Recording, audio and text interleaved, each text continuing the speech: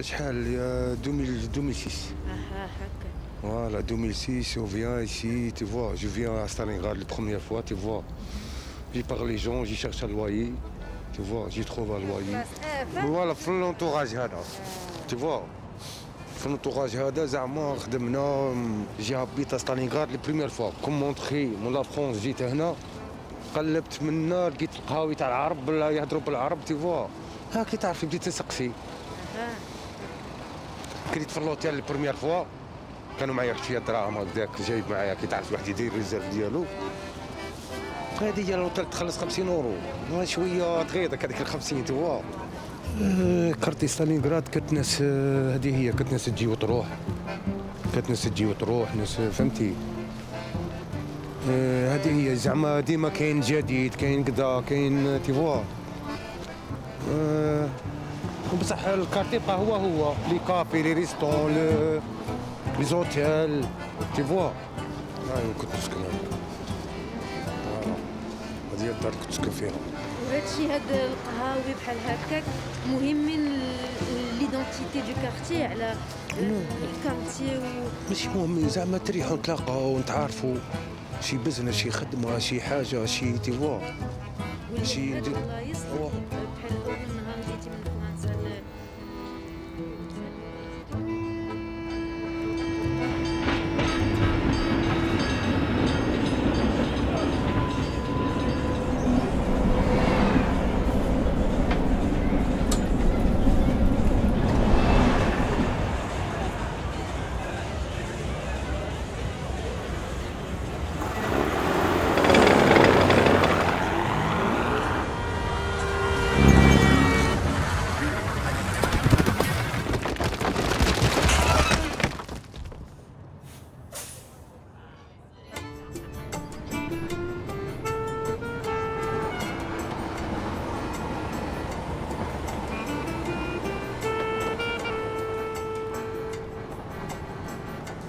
Je suis quelqu'un qui observe beaucoup, tu vois, du troisième étage. Et le dimanche, quel beau mélange de culture, de langue, de religion, de pays différents. J'étais très émue quand je voyais, par exemple,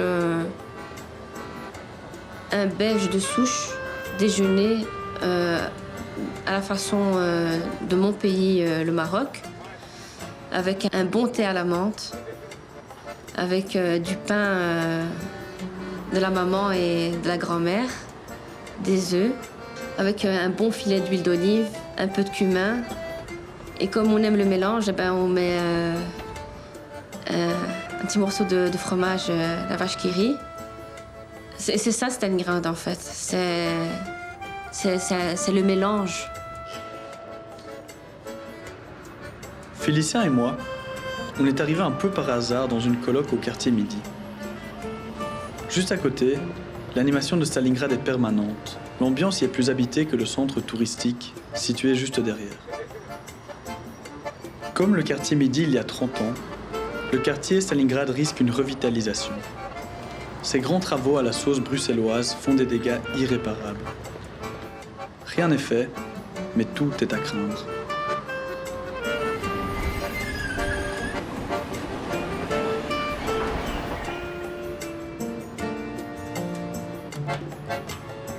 Écoutez, voilà, donc mon nom c'est Saouti Abderrahman, je suis donc le propriétaire ici avec mon fils. Donc pour le moment je suis gérant, et voilà, et je suis là en Belgique depuis 1974, donc ça fait maintenant bientôt 50 ans. Il n'y a pas un immigré qui rentre en Belgique qui n'est pas passé ici.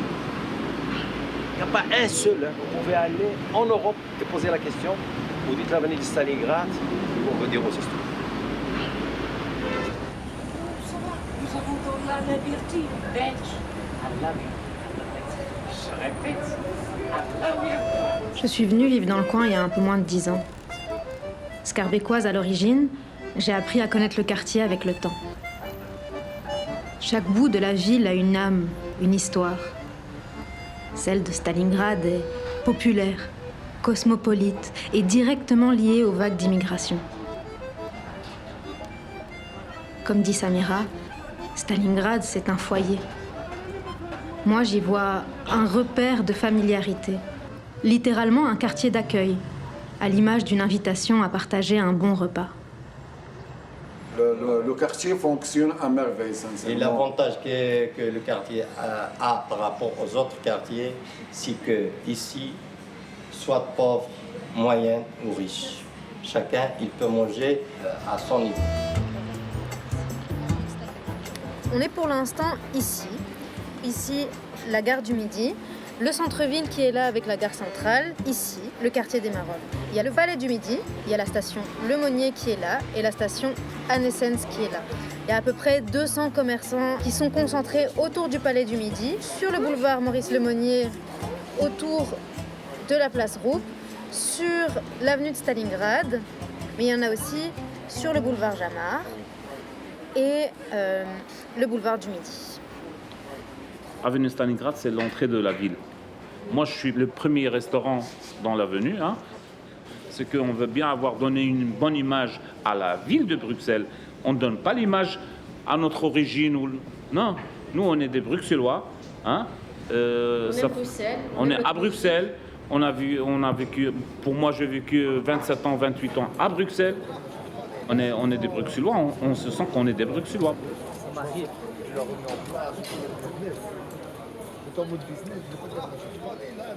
Notre communauté est passée par ici, elle a laissé des traces. Et c'est comme ça que nous, on a suivi, tout simplement. Je l'ai pris aussi très jeune avec moi. À l'âge de 7 ans, 8 ans, il était à mes côtés. Déjà, dans le commerce, dans le quartier. Il a toujours accroché, toujours à côté de moi, toujours après moi. Ah ouais.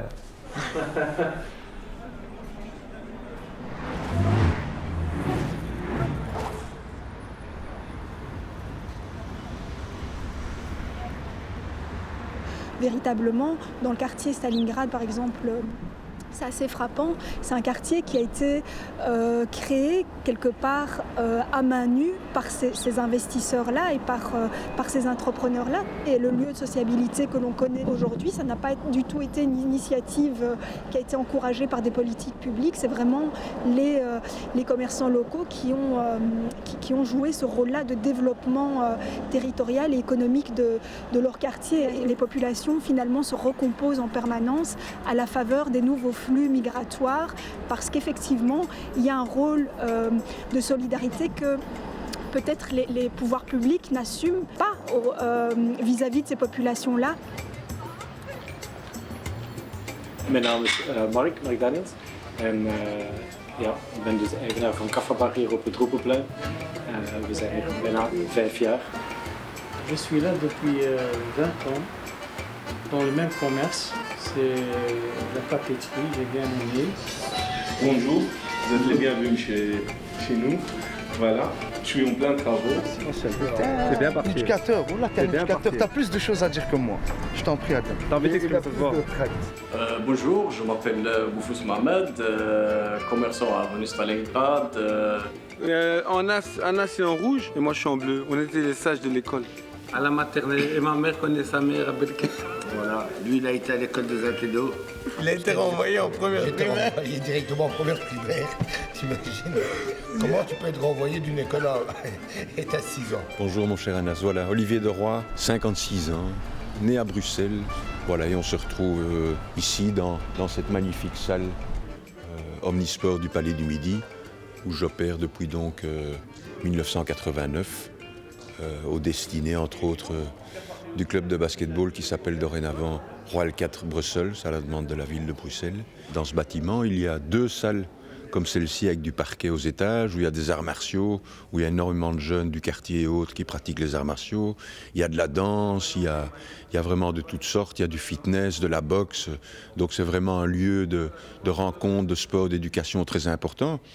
Et donc j'ose espérer que ce lieu restera, mais j'imagine aussi que par son emplacement et avec le nouveau métro, je ne peux pas imaginer qu'il n'y ait pas déjà des dizaines de promoteurs immobiliers qui essayent de séduire la ville avec des sommes pharaoniques pour essayer de pouvoir faire autre chose de ce bâtiment. À 2 pas de la gare de Bruxelles Midi, la construction de la nouvelle station de métro, Toots Thielemans, a démarré. C'est l'un des projets de mobilité les plus ambitieux et les plus complexes de notre capitale. Pour développer cette importante plateforme de transport public, les entrepreneurs utilisent des techniques spécifiques, telles que le cut and cover. Une dalle est ensuite apposée par-dessus. Cette construction solide permet de continuer à creuser progressivement sous la dalle et d'exécuter l'essentiel des travaux en souterrain. La même technique de cut and cover est utilisée pour construire un tunnel de métro de 200 mètres de long sous le boulevard Jamard. Ce tunnel reliera la station Toots Thielemans à l'infrastructure existante près de la gare du Midi. À cet endroit, le sous-sol est particulièrement complexe et nécessite un travail de haute précision. On creuse sous l'actuel tunnel du tram, au cœur d'un réseau complexe de collecteurs d'eau usée. Il faut creuser un tunnel de liaison juste sous le palais du Midi. Tout cela alors que la plus grande partie du bâtiment, comprenant notamment une école et un complexe sportif, restera en service. Ah ben nous, on l'a vu arriver comme ça, plic-ploc, où il y a, je pense, déjà 2 ans, un groupe de personnes, d'ingénieurs, une trentaine de personnes sont rentrés dans notre taverne, nous a dit bonjour, nous allons fermer vos toilettes et vos caves pendant 3 ans, vos accès pendant 2 ans, au revoir.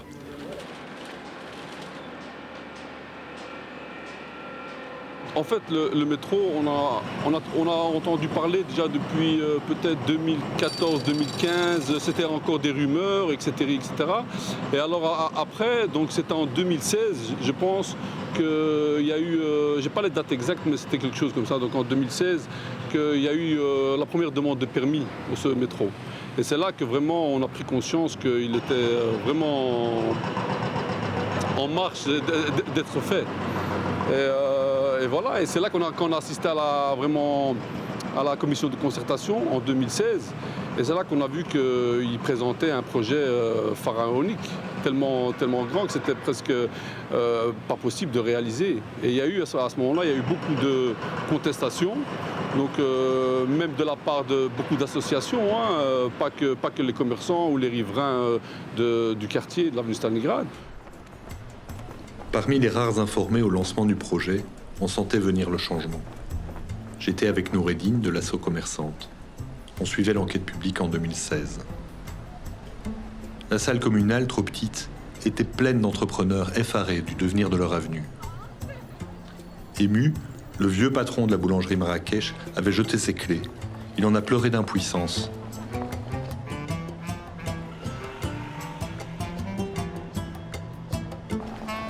En travaillant quelques mois dans l'ambiance village du quartier, j'ai vu arriver les prémices du chantier du métro.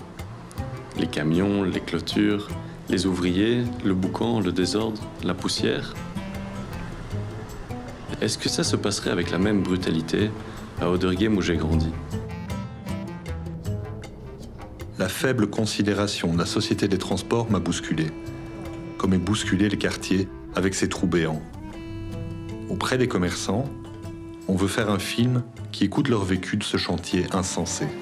Moi, Chérine, j'ai peur qu'avec la construction du métro, que ça va changer l'identité de Stalingrad. Ouais, je pense que c'est une crainte qui est assez légitime. La nouvelle station Toots Thielemans qui sera sur l'avenue de Stalingrad, ça c'est en fait la ligne du tram 3 et 4 qui existe aujourd'hui. Et le tunnel, il va toujours venir de la gare du Midi, bien entendu. Il va rejoindre le boulevard Jamard, tourner ici sur le boulevard du Midi, avant de rejoindre l'avenue Stalingrad et passer en dessous du palais du Midi. En impact du chantier, il y en a quand même plusieurs, en commençant évidemment par l'avenue Stalingrad ici, qui a été, on peut le dire, éventré. Il y a aussi le boulevard Le Monnier, qui sera fort impacté. Et donc ça nous fait 4 zones de chantier sur une longue période en fait.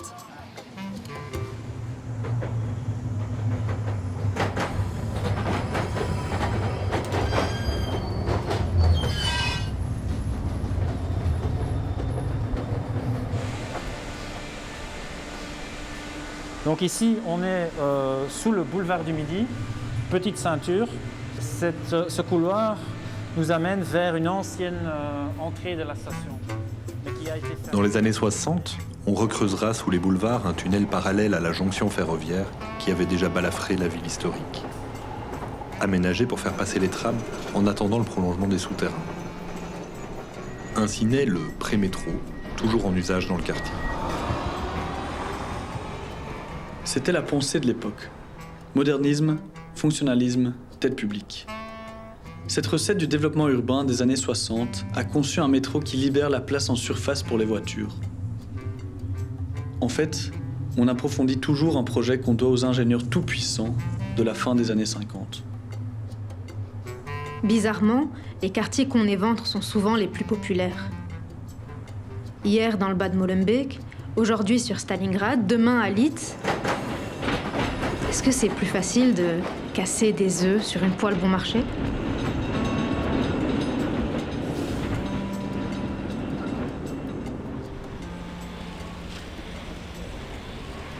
Au premier étage, c'est là où vit mon papa.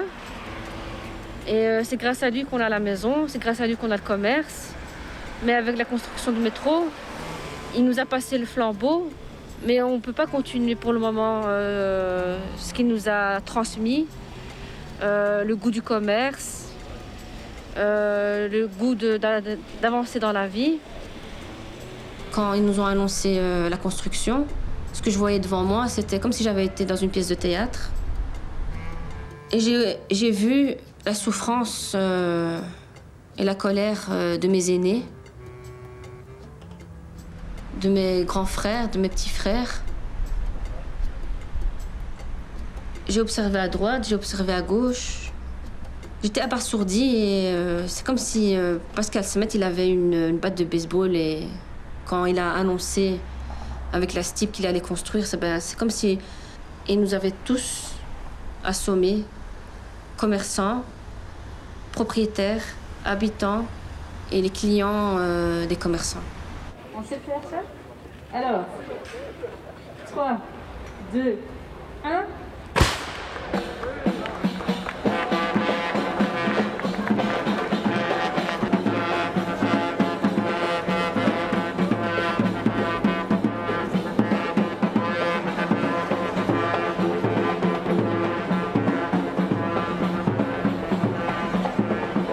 Qui dit chantier hors norme dit aussi mesure d'accompagnement hors norme. Et donc c'était vrai qu'une fierté que nous voyons aujourd'hui, ce qui est quand même assez monumental et impressionnant, l'installation de ces magasins temporaires qui vont permettre, pour le début de ce gros chantier de génie civil qui arrive, le maintien et le recasement de l'ensemble des commerçants qui étaient impactés par ce chantier. Et ici, dans un chantier complexe, on a fait évoluer le projet dans de nombreux débats. Et ce pacte qui a été signé quand même de 10 millions d'euros, pour absorber l'impact que ça allait avoir là-dessus, il a vraiment été co-construit avec les commerçants. Je veux vraiment les remercier la STIP pour sa collaboration, qui a vraiment évolué en 20 ans, du fait qu'elle était un transporteur public à un vrai aménageur urbain. Alors nous devons être à l'écoute, nous devons évidemment concerter, mais nous devons aussi être volontaires. Nous ne sommes pas là pour gérer une situation stagnante. Oh, c'est la fête ou quoi? Ouais, là j'ai compris. Ils ne voulaient pas jeter, ils ont mis un peu de musique orientale.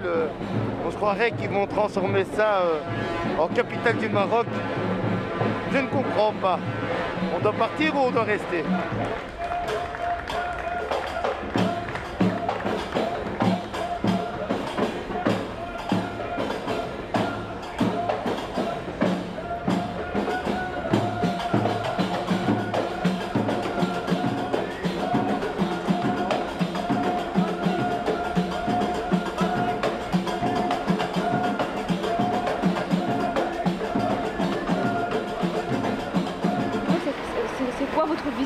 Après Stalingrad, est-ce que nous, on fait partie de ce futur Stalingrad ou on ne fait pas partie de ce futur-là?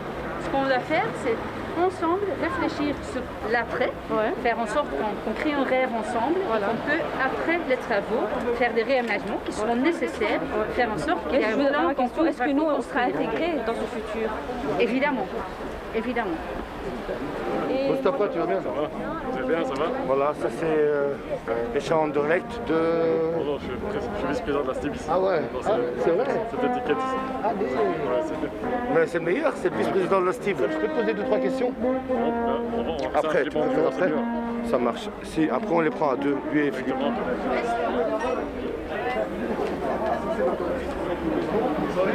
Et du coup là ici, forcément de la... Mais la diffusion est prévue quand? Pourquoi? Comment? Oui, c'est ça. donc c'est un questionnement des gens du quartier par rapport à... C'est ça. Et ici, qu'est-ce que vous avez besoin comme information de la part d'Astime? On aimerait bien savoir comment le projet est né, d'où ça vient, qu'est-ce qui est mis en place en ce moment avec le quartier, comment va se passer la cohabitation entre le chantier et le quartier, ces choses-là, et les visions pour après. Oui. Comme aujourd'hui c'est saturé, ça fait déjà depuis bien longtemps, on s'est posé la question, il y a déjà longtemps, il y a pratiquement 10 ans, qu'est-ce qu'on fait? Et ce qu'on a toujours fait à Bruxelles, parce que Bruxelles a toujours fait comme ça, on a transformé le pré-métro avec des trams en métro. Et je me demandais quelle est votre vision pour le quartier ici par après, une fois que les travaux seront finis? Après vous aurez les plus belles ramblas d'Europe ici. Hein. Vous imaginez quand tout sera fini, ce sera extraordinaire. Hein. Le quartier va prendre une valeur incroyable. Vous aurez un transport public souterrain de très grande qualité avec beaucoup de capacité à un endroit magique avec des larges avenues, des belles maisons et des arbres comme ça va être fantastique.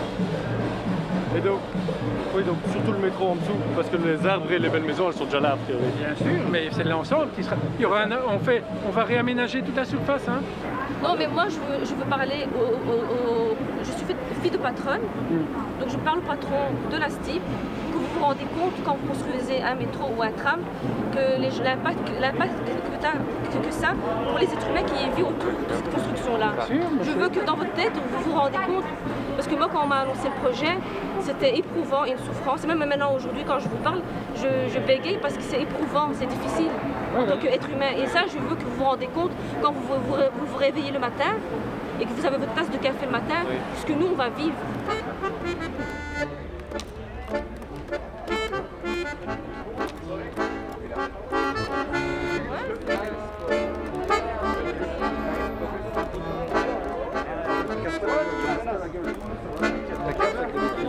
Voilà, nous sommes ici, nous avons la chance d'avoir Monsieur Klaus Philippe qui vient faire un petit tour. Regardez, c'est magnifique ce qu'ils ont produit. Voilà, ça c'est un des patrons ici qui bénéficie, ça veut dire que c'est un qui était un des pires. En tout cas, parce qu'ils ont aidé les 7 plus pires, en tout cas. Pour ceux qui ne pouvaient pas rester, et c'est vrai que maintenant avec ce village, on dit bon, le conteneur ça va être moche, on voit que c'est vraiment très beau. Et vraiment, il faut venir découvrir ça. Et alors moi, c'est vrai que c'est très particulier parce que monsieur le sait, c'est le magasin préféré de mes enfants. Ils ont des beaux bulletins, ils ont bien travaillé. Ils viennent chercher un maillot de foot ici. C'est un des seuls. Bien au niveau de l'opération. C'est ce qui a été prévu, donc oui. On est très content des démarches effectuées. Les clients vont un peu se déplacer alors. Ben, j'espère. Ça à voir. On est dans une période spéciale. Voilà. En tout cas, on a mis les moyens.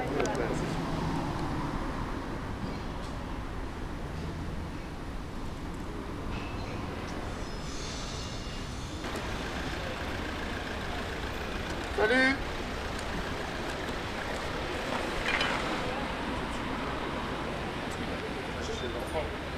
Donc ce sont des grands conteneurs qui sont très visibles et qui sont assez bien aménagés, mais qui, on a le sentiment, ont plus vocation à être des outils de marketing et de communication que véritablement des outils et des politiques de dédommagement à l'égard des commerçants qui, eux, sont plusieurs centaines en fait dans le quartier. Ces conteneurs, ils sont moins de 10 et finalement, ils ne dédommagent une catégorie très restreinte de commerçants qui figurent parmi les plus nantis en fait de ceux établis dans le quartier.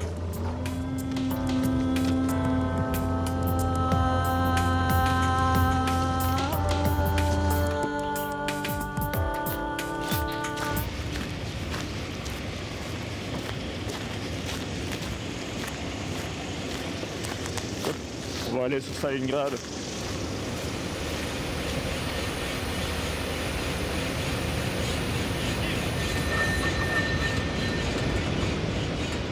Ouais, donc le devenir du chantier, donc ici on va réaliser donc les parois moulées. Une fois qu'on a réalisé les parois moulées et les colonnes, on va terrasser et on va réaliser la dalle de toiture de la future station. Une fois que la dalle de toiture de la future station est réalisée, à ce moment-là, on peut remblayer et on peut redonner à l'avenue de Stalingrad une physionomie un peu plus agréable, je vais dire.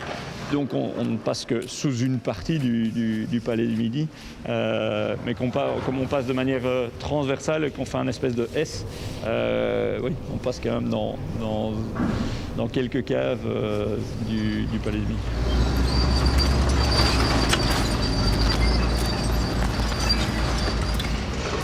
Alors ça va? C'est l'été aujourd'hui? Ouais.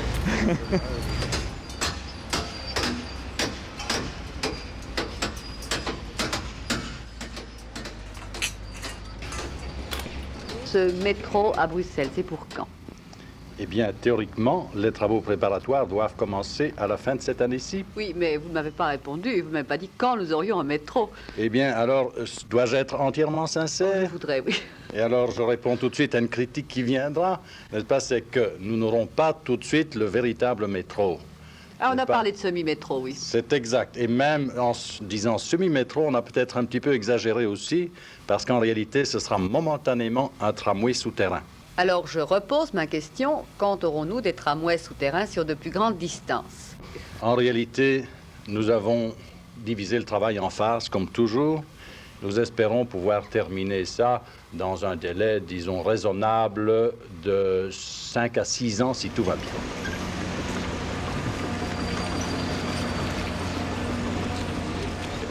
Ils souhaitaient conserver l'exploitation du tram comme elle est actuellement. Et la deuxième chose, c'était les rayons de courbure qui ne permettaient pas l'exploitation d'un métro. Mais ça, il faudrait demander à la STIP plus en détail. Nous, à ce niveau-là, on a peu de vues sur les tenants et aboutissants vraiment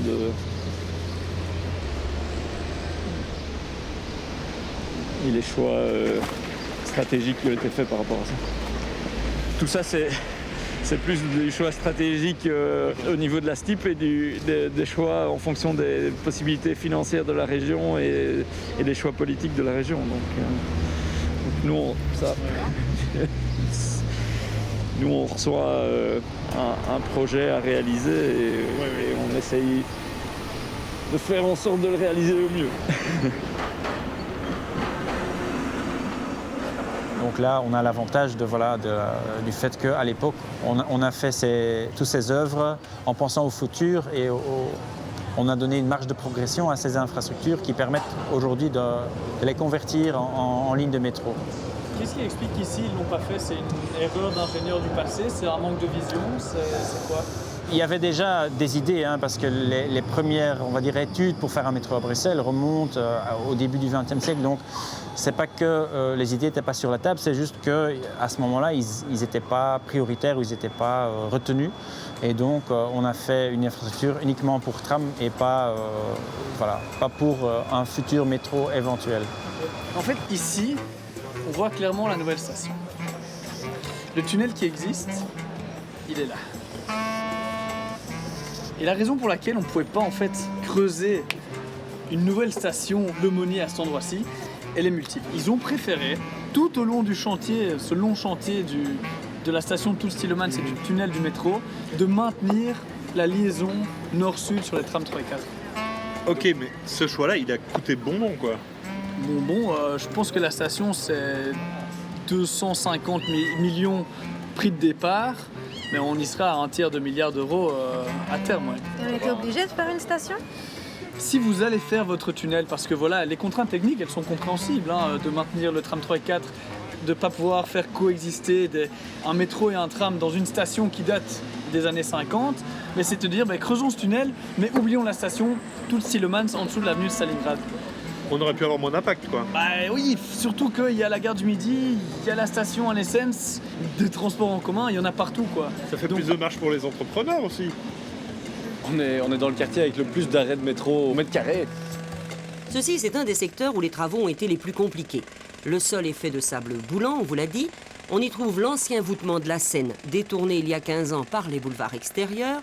On a refait les égouts avec bassin de réserve pour grosses pluies, puisque nous sommes au fond de l'ancienne vallée. C'est peu dire que les riverains et surtout les commerçants verront avec soulagement se refermer les chantiers, comprimés pourtant au maximum.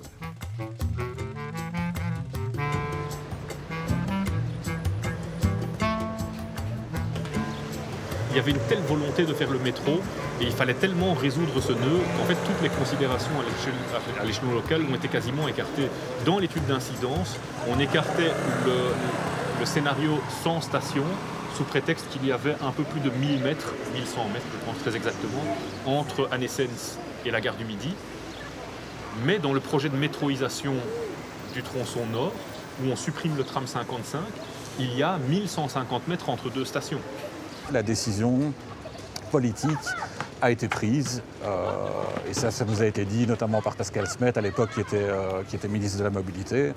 Voilà, la décision elle est prise, on ne reviendra pas dessus.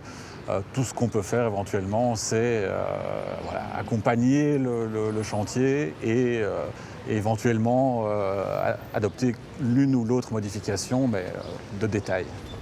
Mais j'ai fait en sorte qu'il est là. Et à la fin de la législature précédente, on avait décidé aussi de rendre tout irréversible. Et on a prévu de l'argent, on a prévu signer les contrats, délivrer les permis, puisqu'il y avait certaines qui étaient contre le métro. Et pour éviter que ces certaines contre le métro bloquaient tout le dossier, puisque c'est typiquement bruxellois, on veut quelque chose, ça prend 20 ans pour réaliser quelque chose.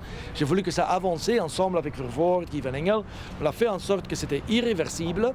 Et on a fait tous les plans, on a suivi, négocié avec le quartier, qui n'était pas facile puisque les gens étaient hostiles. Il y avait aussi des gens qui ont allumé les gens. Mais j'ai quand même rencontré une jeune génération qui habite ici, qui a bien compris l'importance du métro. Il ne faut pas regarder qu'aujourd'hui, il faut regarder aussi dans 10, 20, 30 ans. Et là, le métro est absolument nécessaire. Il faut oser. À un certain moment, il faut même oser de rendre les gens heureux contre leur volonté. Mais évidemment avec des beaux projets, pas avec les mauvais projets.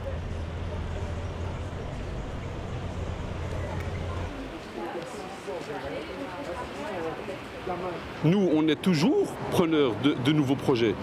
C'est pas que, je veux dire, s'ils ont des idées, des projets à nous présenter, qu'ils le fassent avec nous. Pourquoi faire venir des autres personnes d'ailleurs ou je ne sais d'où pour faire des nouveaux projets alors que nous, on est demandeurs? Je veux dire, on n'a pas peur de nouveaux projets, de nouveaux défis. On est là, on est des entrepreneurs, on est à l'attaque. Et voilà. Parce que vous allez devoir, vous n'allez pas pouvoir arrêter le métro. Ça c'est impossible, je sais. Vous le savez. Sans mon autorisation, sans mon accord, ils ont percé la porte obligatoirement. Mais en bas, ils vont passer. Oui, la machine, ils devaient passer, ok, pas de problème. Ouais. Mais avec mon autorisation quand même. Oui, je ne parle pas de là, je parle d'en bas. D'en bas, oui, mais ils ont percé la porte sans mon autorisation, sans mon accord. Donc c'était avec ton autorisation. Non, j'ai des preuves. Et mais monsieur, on va pas accélérer. Vous allez devoir bouger, on va devoir trouver une solution rapide. Il va falloir bouger les cabines. Notre local, il va être fermé devant. En échange, ils vont nous donner l'autre local. Le fait, est-ce que vous croyez qu'on va préserver le nombre des passages et de clients par rapport à l'état actuel? Ça m'étonne, mais je pense pas. Bon, je vous appelle demain, on va vérifier. Mais il faut vous dire que vous allez devoir bouger. Ne croyez pas que ça va pas se passer. Non, il va bouger. Ça justifie, je vais bouger. Nous, on s'est engagé à libérer les câbles. Juste protéger un peu mes intérêts quand même. Mais on est pour que vous les protéger, on est pour que vous continuez. Sinon, ça ne sert à rien de rester ici, alors il faut fermer. C'est pas les exigences. L'exigence de l'Institut scolaire. C'est pour ça qu'on vient voir. Il n'y a pas de souci, c'est bien entendu. J'ai vu ça, je vous en prie. Ah bien non, mais c'est grave, ils ont préparé votre venue. Votre venue, elle a tout préparé. Tout est joli, tout fonctionne bien. Allez, venez. Il fallait voir.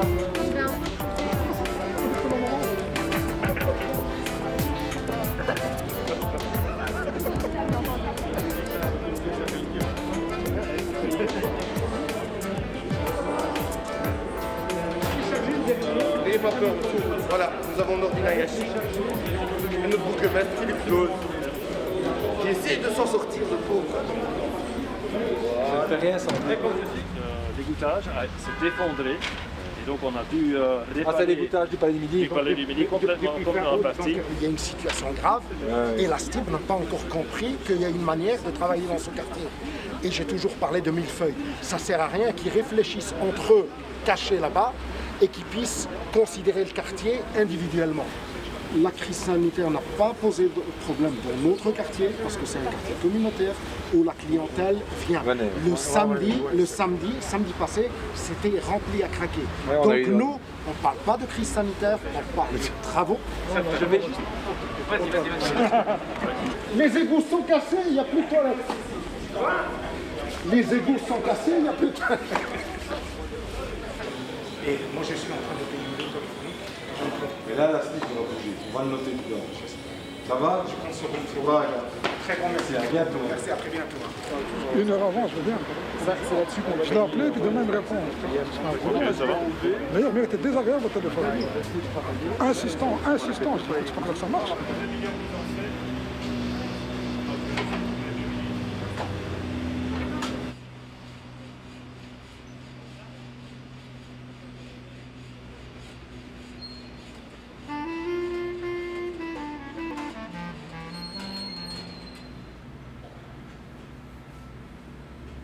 Ils ont fait du travail devant moi, imaginez ça, devant moi, la STIB elle a fait du travail et j'ai rempli les papiers qu'il me faut. Pourquoi? Parce que si le chantier il dépasse 29 jours devant votre établissement, ça veut dire qu'ils vont vous donner une indemnité.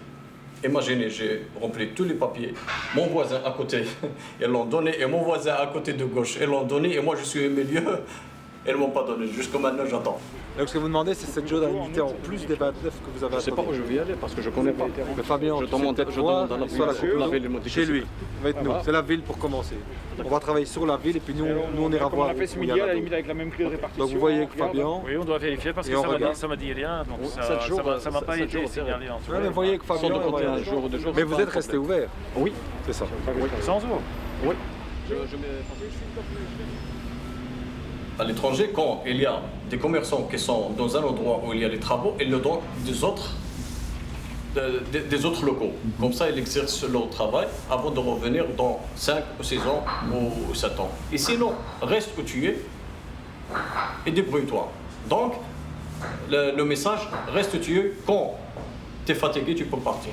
Voilà, donc c'est ça ce qu'ils veulent, je crois. C'est le but, malheureusement. Vous allez partir? Oui. J'ai dit que les mythes que j'ai fait avec mon associé, c'est le mois de mars, ça reste comme ça, on va partir malheureusement, ouais, on n'a pas le choix. Vraiment, on vit des moments difficiles, financiers, sociables, dans tous les côtés. Ouais. Malheureusement, ouais. Ouais, je vois ça. Et ils disent que ça va durer 3 ans, entre guillemets, mais on ne sait pas parce qu'il n'y avait jamais des promesses qui sont à l'heure, malheureusement. Ils ont ramené avec eux le monsieur responsable de Bastille, il a dit oui, c'est vrai, monsieur, il a le droit parce qu'il est au milieu des deux qui sont... Et là, un point d'interrogation jusqu'à maintenant, depuis mars, jusqu'à maintenant, je n'ai rien reçu.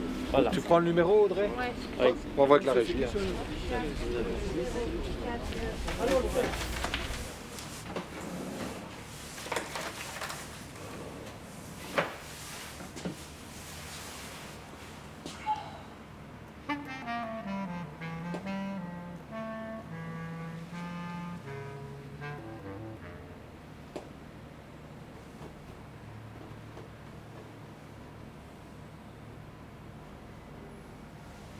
Pourquoi tu ne le dis pas? Le problème est... Alors, on a très bien nettoyé avant d'arriver. En fait, je passais en scooter et je voyais tout le monde nettoyer, en train de pousser les OSS. Je vais chez mon voisin, je dis qu'est-ce qui se passe? Il m'a dit il y a Klaus qui arrive. C'est comme au Maroc. Quand le roi arrive dans une ville, on nettoie tout, on envoie tous les SDF, on les met de côté. Et voilà.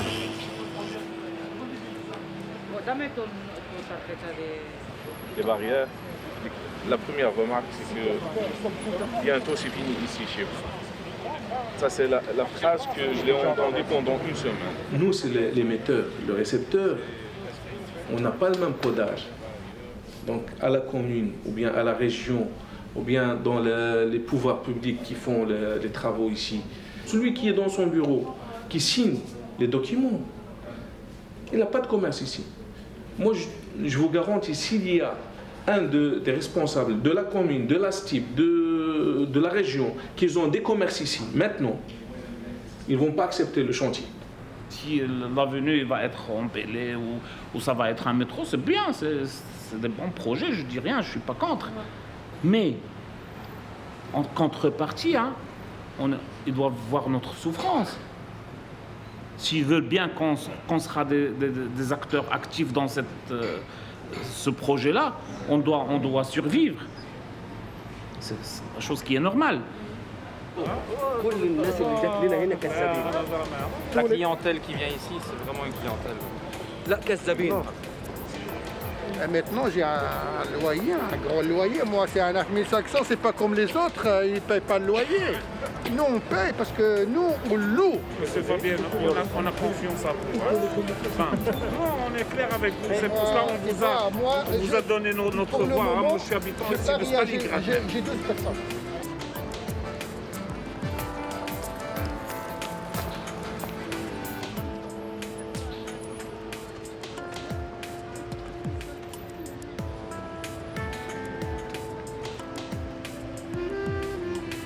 Ben, tu vois, le métro,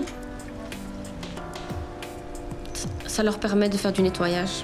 C'est une façon stratégique et intelligente de gentrifier. Et j'ai pas peur de prononcer le bon mot, parce que c'est de la gentrification. Et cette gentrification, je la vis depuis que la machine de la construction du métro 3 a commencé. Elle a même commencé avant, mais là, j'ai ressenti que la machine, on ne pouvait pas l'arrêter. Elle a démarré. Et il n'y a pas un bouton pour mettre stop, parce que ce bouton, ils l'ont bien... Ils l'ont même pas mis, ce bouton stop.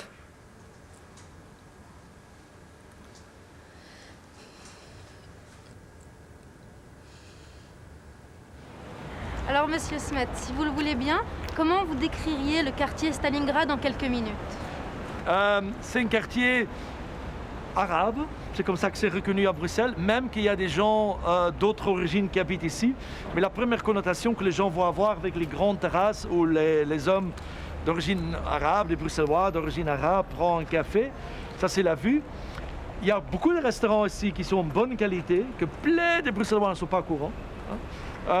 Il y a des bars à café qui sont très bien aussi.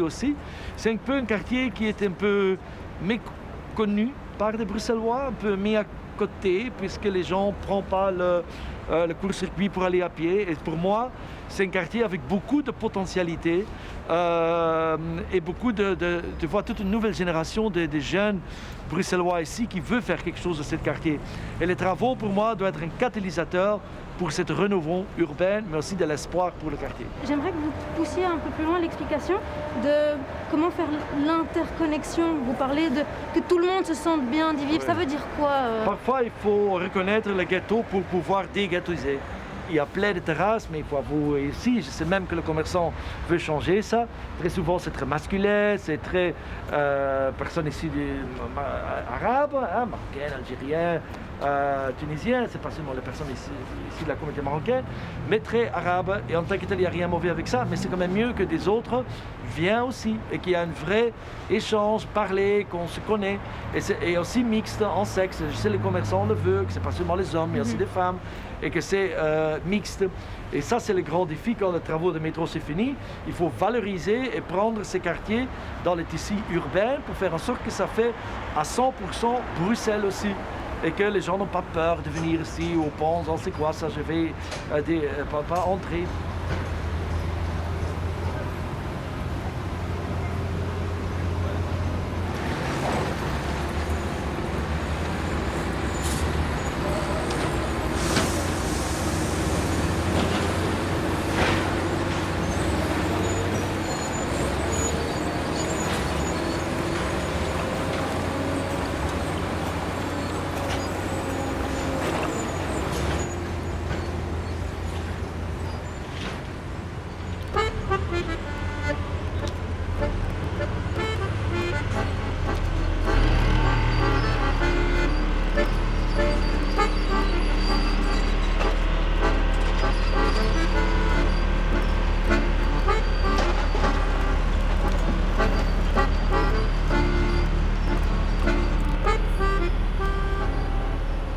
La STIB a organisé des panels avec les commerçants pour éponger les doléances des concernés, particulièrement les nuisances et l'impossibilité de maintenir un chiffre d'affaires dans l'impasse structurelle du chantier qui durera encore au moins 5 ans.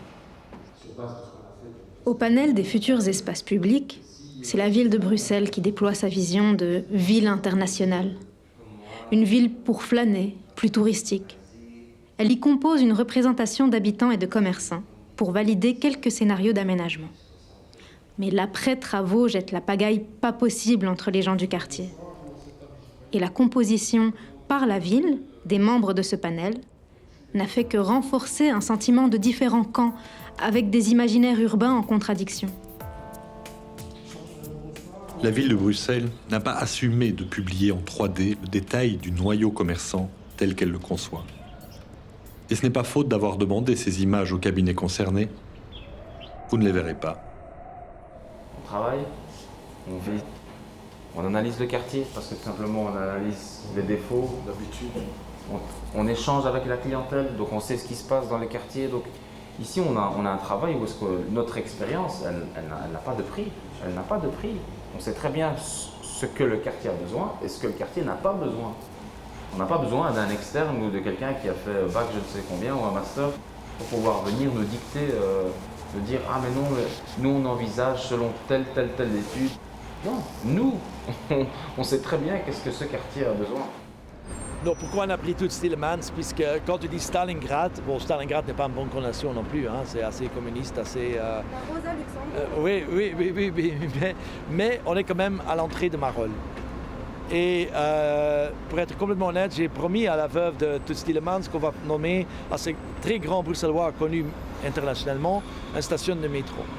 On est ici à l'entrée de Marolles, il vient de Marolles. On veut instaurer dans la station Toots Stielemans, pas seulement le nom, on veut inclure un grand hommage à Toots Stielemans. Ça va attirer les gens vers le quartier. Comme ça, on a voulu un truc positif, un grand bruxellois, mais qui peut attirer aussi des gens et pour me dire, écoute, le Marolles ont une station de métro maintenant aussi. Imaginez-vous un ministre qui dit la station en essence, on va l'enlever. Ouais, non, ça, pour nous, moi, on enlève le nom en essence, non. Pour moi, ce n'était pas possible. Donc, tout. Annessen, c'est François Annessen. Je vais lui expliquer l'histoire, il va me dire que je suis un intello. C'est le gars qui s'est battu pour la corporation de la ville de Bruxelles. Et on l'a tué au 18e, 19e siècle. Et ils ont représenté sur la grande place. Nous, on s'en fout, c'est qui? C'est le quartier, on ne change pas le nom en fait. Ça s'appelait Mitterrand ou Balladur, c'est pas grave. Tous les clubs s'appellent. Le club de Annessen 25, le club karaté Annessen. On ne peut pas changer une identité. Tu ne peux pas venir de l'extérieur et changer quelque chose de l'intérieur. Waouh! En fait, en français, c'est simple. Ne pas faire l'intello, c'est lui, il se fout de ma gueule. Ça coupe. En fait, c'est une gentrification urbaine du quartier. On peut le dire honnêtement. On fait tous les commerces là pour mettre ça soit plus belge. Quoi? Tu l'as dit? Il l'a dit. On cherchait qui allait le dire. On a eu 1500 personnes ici. Mais non, il faut dire ce qu'il y a, frère. On est né au quartier. Non, Vas-y, continue. On est né au quartier. Par exemple, tu veux jeter à Budapest, à Vienne, à Bordeaux, tu sors de la gare du Midi, tu vas à la Grande Place, tu prends la Rosa Luxembourg, Jupiler League, tu vois Leonidas. Et là, tu vois quoi? Hamid, Mimoun, Tétouane. Tu peux pas prendre une bière ici à la gare du Midi. Il faut dire la vérité, c'est ça, Nas. Regarde. Pas sérieux, quoi. Et tu penses alors qu'ils ont fait tout ça? Je suis sûr, c'est une gentrification. Non, d'autres viennent ici. Vous me cherchez. Voilà, s'il vous plaît. Dans tous les tailles, tous les modèles que vous voulez. C'est à vous de choisir. Il y en a pour tout le monde. Voilà. Tournez-les. C'est le nouveau modèle. Oui. Non, d'autres viennent ici. Ce mot marché, il avait une signification, il avait un timbre, je veux dire, vous voyez, très fort. C'était respecté, les gens programmaient, c'était un programme, un réveil pour le dimanche pour aller au marché, pour aller rencontrer des familles. Et les gens venaient de l'extérieur, c'était le lieu de rencontre. Donc c'est de l'histoire ancienne pour eux, ça restera dans les mémoires, ça restera dans les écrits, mais rien de plus. Même si on veut revenir en arrière, on ne pourrait pas revenir en arrière, parce que c'est impossible. Déjà, ce monde-là n'existe plus, c'est la façon de vivre, les gens avec les coutumes, les caractères, les idées qu'ils avaient, c'est plus les mêmes. Ben oui, mais c'est presque impossible de revenir.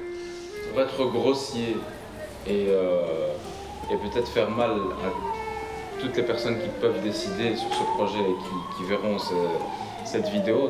Nous, on le prend comme une gentrification, tout simplement. Et alors, c'est soit par la réduction d'une bande de voitures, par l'installation de pistes cyclables, ou tout simplement pour des questions, des autres questions de mobilité, où le tram ou le métro s'installe.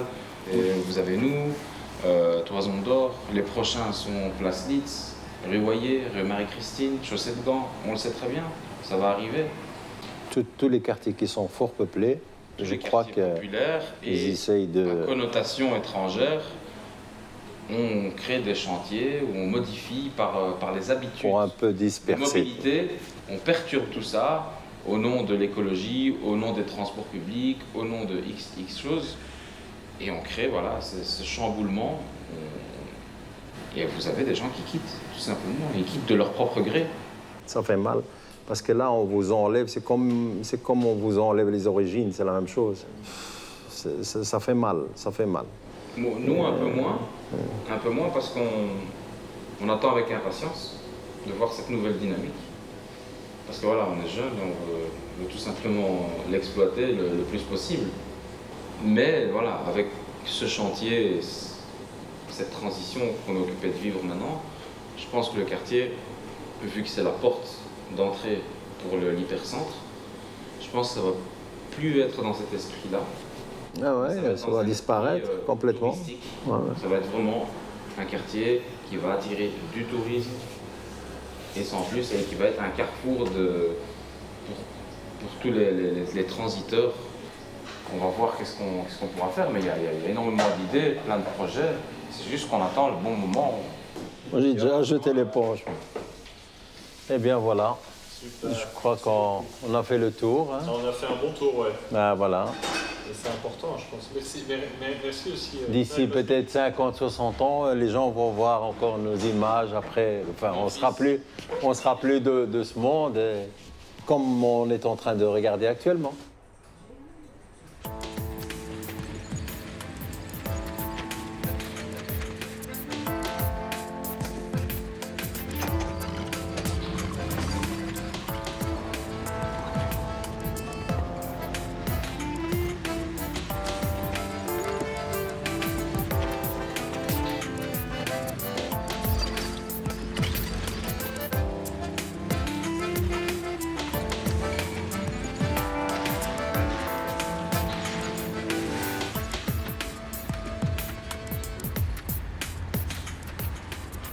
Qu'on y vive, travaille ou passe, on a fait ce film parce qu'on aime la vibe de Stalingrad. Pourtant, dès les premières interviews, les riverains nous dénonçaient que les élites veulent transformer socialement leur quartier, sans réellement savoir qui était derrière la manœuvre.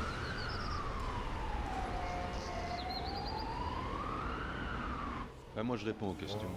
Selon moi, il y a toujours des solutions à tout. Il faut voir vers l'avenir. Ce qui s'est passé il y a 5 minutes, ça ne sert plus à rien d'y penser, on ne va plus le changer.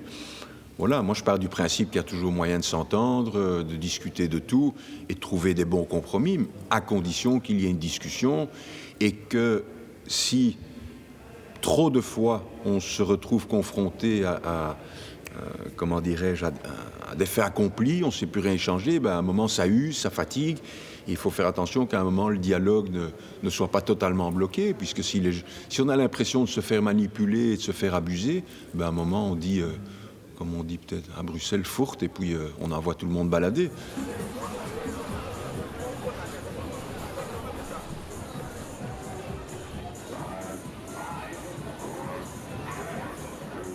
Stalingrad, c'est un quartier qui m'invite à prendre le temps. On dirait une Rambla de Barcelone, l'énergie d'Istanbul. Ici, c'est un ailleurs. Des fois, je voudrais m'y arrêter jusqu'au soir.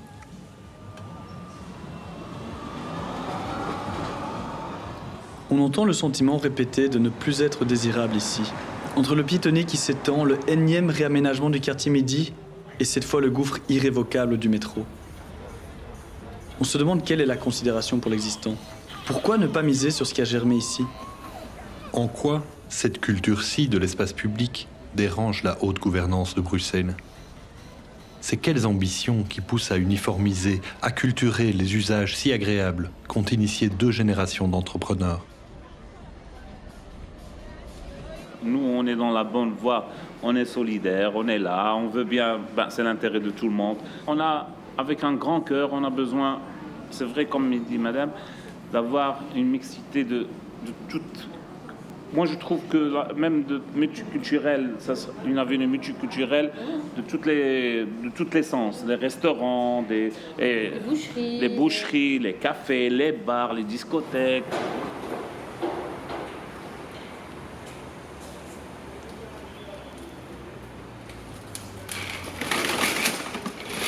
La volonté est toujours là, de gentrifier le quartier, ça c'est sûr. C'est sûr que la volonté elle est là, mais on se bat, on lâche pas. On se bat, on est là, on bosse comme des malades. C'est une avenue où on a grandi, on a donné notre vie. On ne peut pas laisser faire.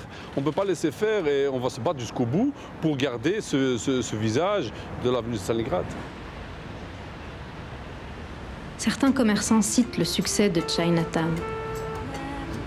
La ville ne voit-elle pas le levier de développement qu'est cette économie réelle, endogène et familiale, pourvoyeuse de chance et d'emplois? Ou alors ce serait juste une occasion en or de repenser l'axe Midi-Centre-Ville au départ d'une page blanche? Quartier de la Seine, Annesens, Stalingrad, les Marolles. On continuera longtemps à nettoyer sciemment la culture conviviale et populaire du centre-ville. Ça c'est sûr et certain, il y aura des gens, il y aura beaucoup de culture des gens, il y a des commerçants, des choses qui changent beaucoup. Mais ça va prendre du temps pour ça. Et la ville est là dans le temps, mais les commerçants non. Les commerçants ils n'ont pas de temps pour ça tous ces ans, pour avoir ces travaux.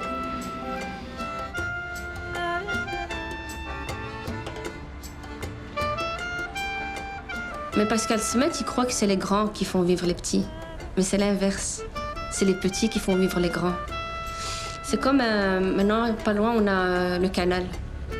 Ben, le canal, pour qu'il se remplisse, il faut des gouttes d'eau. Il faut... dans ce canal, l'eau, elle vient de partout. Eh ben, les commerçants, ils viennent de partout. On doit être... une famille soudée. Il faut plus s'impliquer dans son quartier pour que les politiciens ne nous mettent pas toujours au fait accompli. Je crois que même il faut arracher ça. Il faut toquer chez le bourgmestre, tous ensemble, et dire voilà, nous, c'est ça qu'on veut.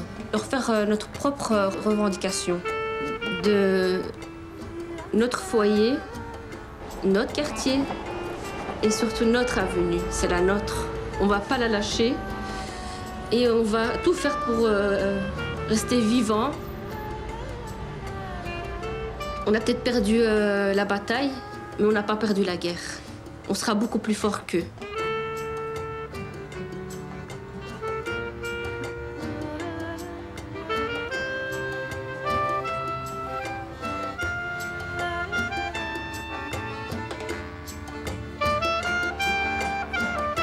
Nous, on voit l'identité résister depuis les premiers coups de marteau-piqueur. Visiteurs et habitants s'accrochent au commerce. Chantier ou pas, ils veulent toujours s'y retrouver. Ils semblent dire « on est là ». On est là? Mais pour combien de temps encore?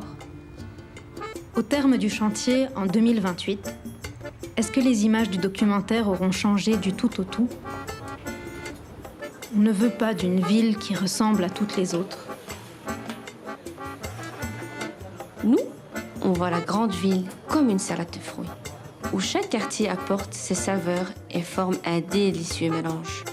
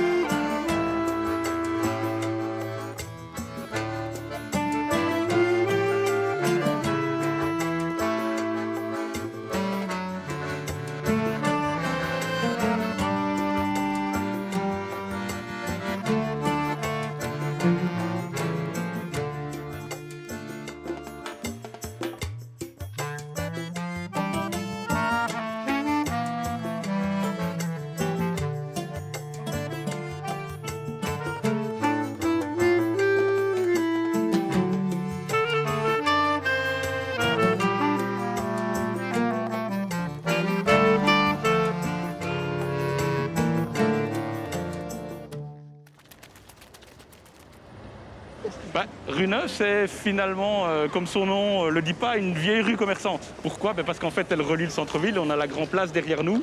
Votre visite nous fait chaud au cœur. Et de l'autre côté, on avait à l'époque, quand le chemin de fer est arrivé dans la ville, il s'arrêtait vraiment aux limites de la ville de l'époque. Donc il s'arrêtait place Roger. Vous imaginez, voilà, on est dans la structure classique de la rue qui sort de la gare et qui va vers le centre-ville. Plein de monde qui passe. La jonction, elle a vraiment fait beaucoup de dégâts sur le plan commercial à Bruxelles. C'est un peu cette irruption de la modernité. Et donc il y a eu très peu de considération pour ces commerçants. Mais il est clair qu'aujourd'hui, si on reprend de nouveau la carte du commerce de Bruxelles, on voit très très nettement cette coupure due à la jonction Normandie. Alors pour moi, la rue de Brabant, c'est aussi important pour Bruxelles que la rue Neuve. En termes finalement de diversité de produits, est très très riche. Avec des gens qui viennent faire leurs achats depuis l'Allemagne, depuis les Pays-Bas. On pourrait même dire que la rue de Brabant a un rayonnement plus important que la rue Neuve. Je dis ça un peu en rigolant, mais rue de Brabant, on trouve encore toute une série de choses qu'autrement on doit aller chercher sur Amazon, quoi. Ouais. Mais voilà, je veux dire, c'est un espace qui fonctionne et où on voit aussi tout un emploi qui est généré. Mais grosso modo, la vitalité commerciale, que ce soit rue de Brabant, qui a vraiment un grand rayonnement, mais aussi des rues comme la Chaussée de Gand, comme la rue Royer, qui sont des rues qui fonctionnent très très bien sur le plan commercial.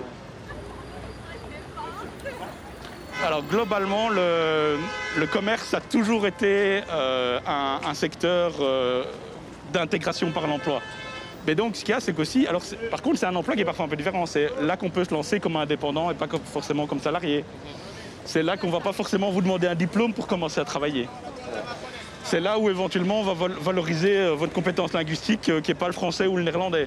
Il y a dans une ville aussi besoin d'emploi pour ces travailleurs. Ça permet à une partie des gens qui passent sous les radars justement des éléments d'aide sociale de trouver un petit job. Donc non, c'est pour moi des pôles économiques importants dont on sous-estime la contribution globalement.